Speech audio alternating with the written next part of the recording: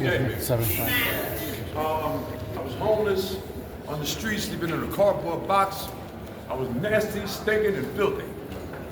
And I was this close to giving up. But Breaking Grounds and Scatter Sites, they kept coming by. And they said, "Are you ready?" And no, I'm not ready. I don't want to go to shelter. And you know something? My soul cried out. With all the shame and all the guilt and all the things that I did, my mind was made up. Because the change is inside, John. It started from me. I had to be willing to change. By the way, I'm an Apollo legend. I appeared at the Apollo three times. Yeah. Never got booed. And I'm back to writing now because I lost my desire to write because of the drugs and alcohol and the depression. But however, I got up. So here I am now because of Scatter Sites and Breaking Ground, somebody that took out the time out of their lives, okay? These people dedicated their lives and took time out to give something back because they cared. So we got programs that are already lined up, but we need to keep them going. We need to keep them funded because they keep cutting this and cutting that. Well, what do you keep cutting? We're already down. Exactly. You know, the only way from here is up. Right. So we know that you have the fundings. We know that you can make this happen. You can make this change happen because there are people that are dying out there. And when they see me, I'm a living witness that you can do it. That's right. You can do it if you try. You can do it. So I'm giving honor to what honor's due. These people dedicated their lives.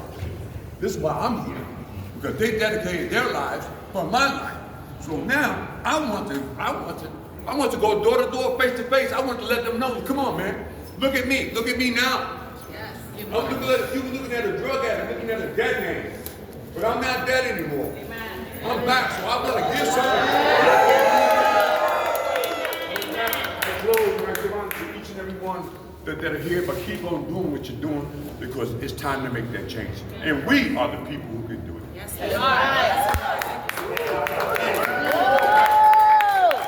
When they try to come back, we say, fight back. Come back, fight back. Come back, fight back.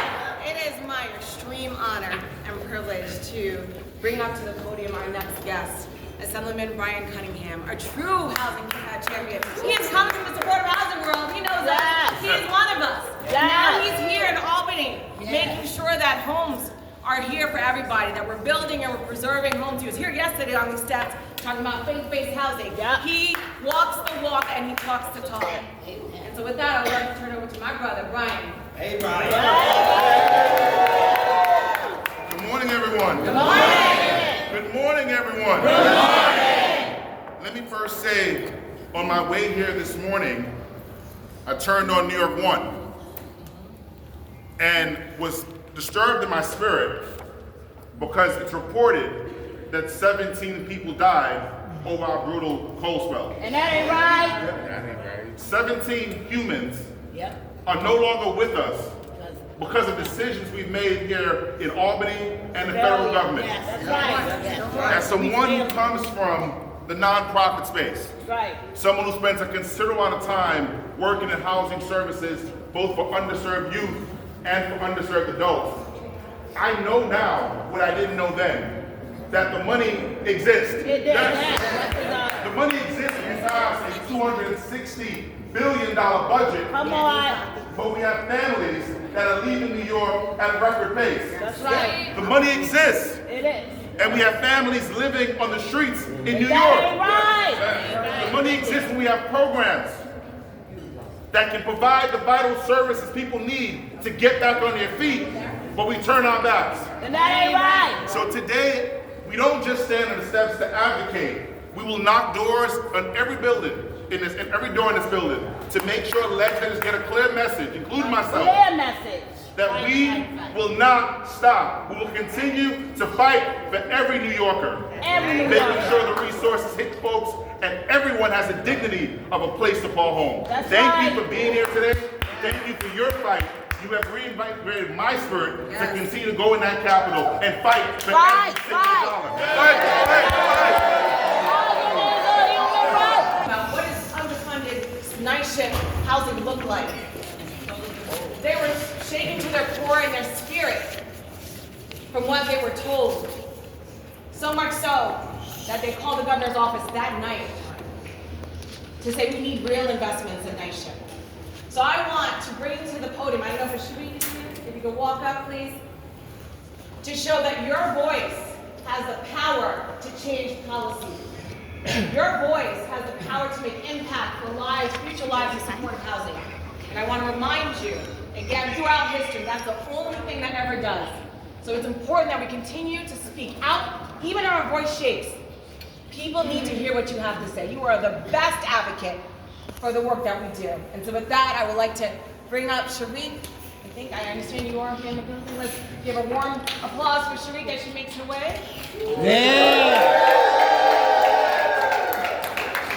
housing saves lives.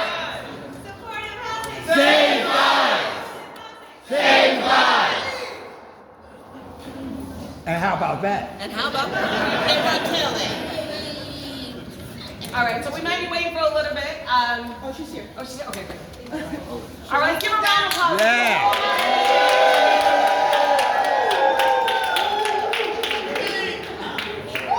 Just as a reminder, she comes up about what we're fighting for, right? Night Shift has been around for 40 years. It is the first program dedicated to providing services and housing to formerly homeless folks who experience traumatic experiences, families, survivors of domestic violence and gender-based violence. It cannot be left behind as we create new programs that were built and modeled off of Night Shift. That's an insult, right? To the thousands of people who live and work in these buildings. And so today, we are demanding that we see the investment that we need just to bring parity and equity to these programs. And so with that, Sharif, please welcome. Bring it. Hi, good morning, everyone. Good morning. I'm sorry that I'm late. It's all right. You're fine. You're fine. I'm here. What I would like to say, my name is Sharik. I'm representing New Destiny. New Destiny's building. And I'm here today again. This is my second time here. But I just want to let you know that I'm not going to stop coming. I will always be here to lend my voice, to let you know what my situation is like in a New Destiny building and how they take care of me as a tenant. And what we will need to ensure that other tenants are being taken care of. One I would like to say today is that we see that the atmosphere this time around. We see the challenges for persons who are immigrants, who are domestic violence survivors, who are homeless. We see what's going on right now. Take your time. The need for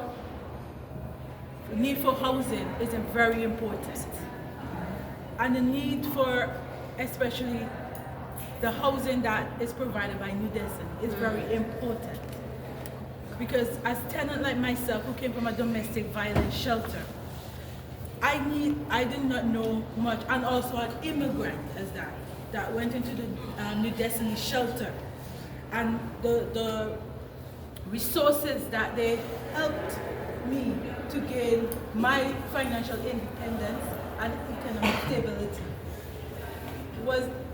is there, but it's limited.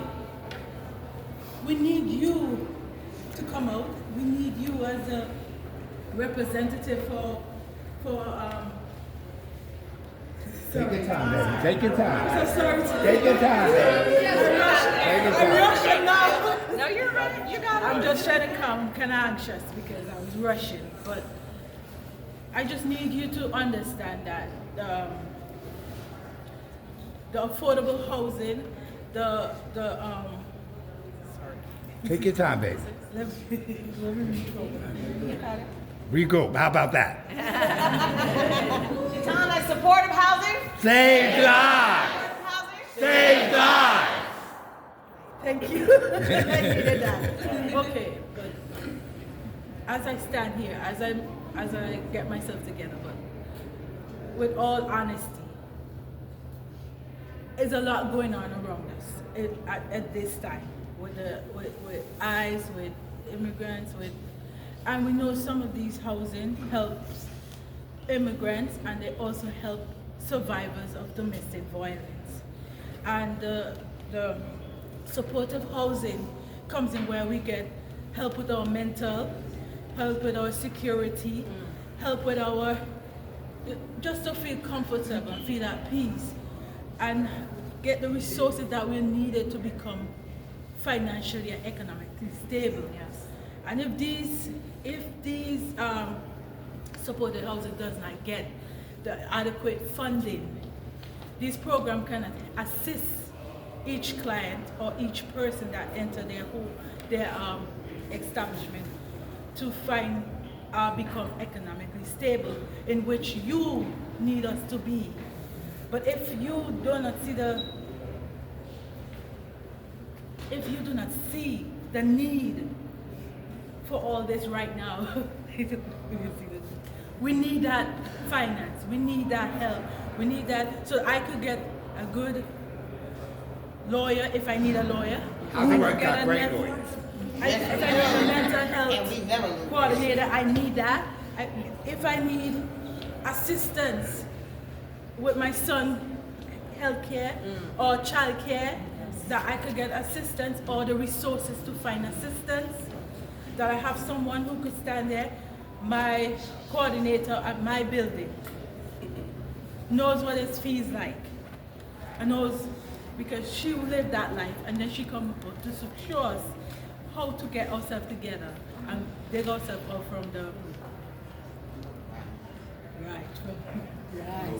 She knows. So she wrote an article.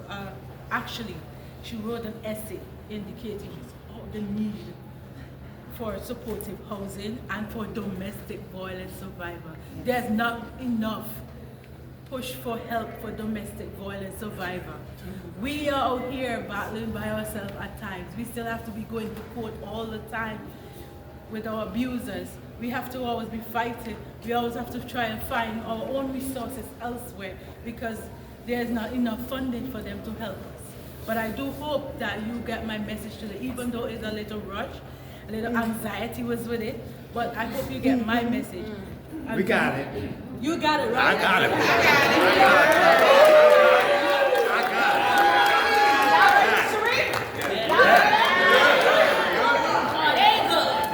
hope you do get it.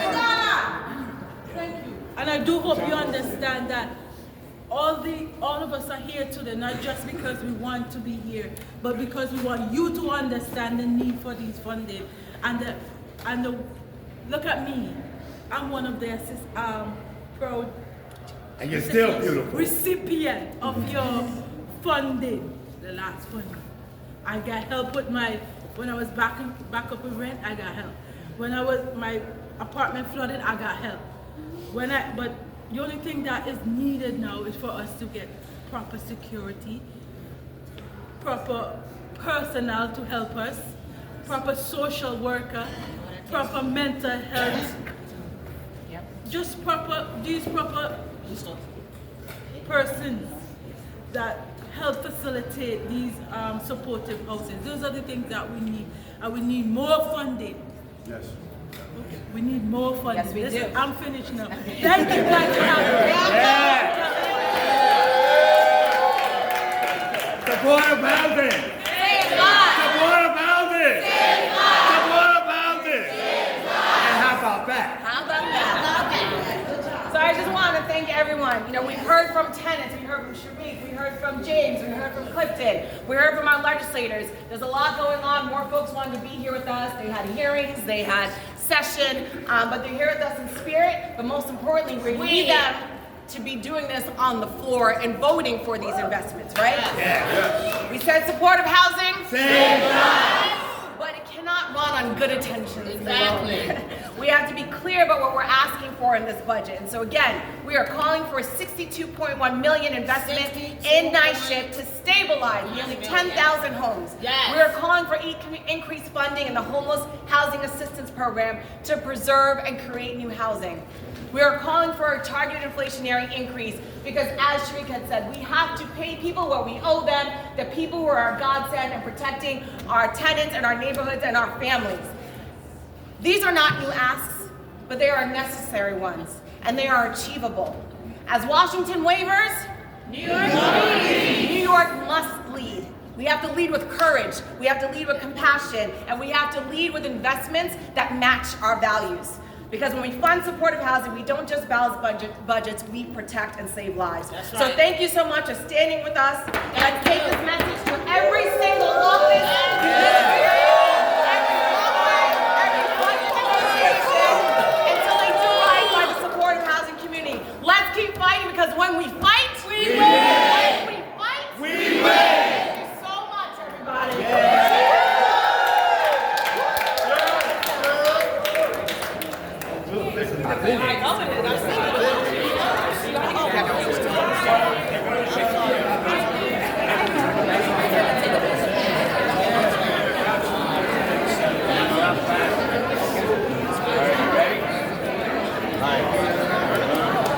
Good work, everybody. Keep it up.